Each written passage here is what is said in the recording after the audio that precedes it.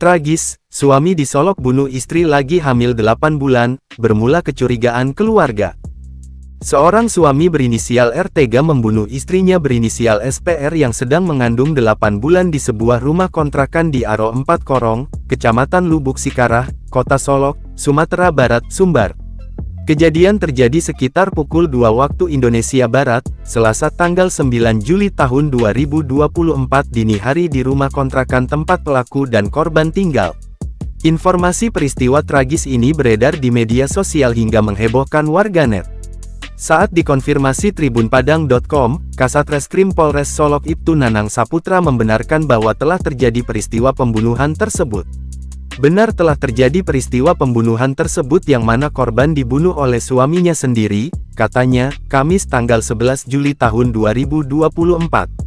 Ia menyebut, hal tersebut diketahui ketika keluarga SPR membuat laporan kepada Polres Solok Kota karena merasakan kejanggalan terhadap kematian korban.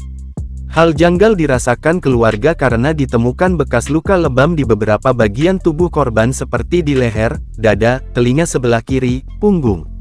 Awalnya pelaku melaporkan kepada keluarga bahwa SPR meninggal karena sakit.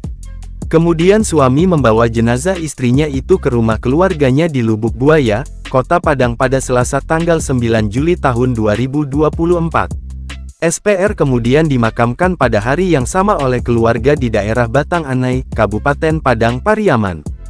Keluarga kemudian membuat laporan polisi untuk memastikan kecurigaan tersebut.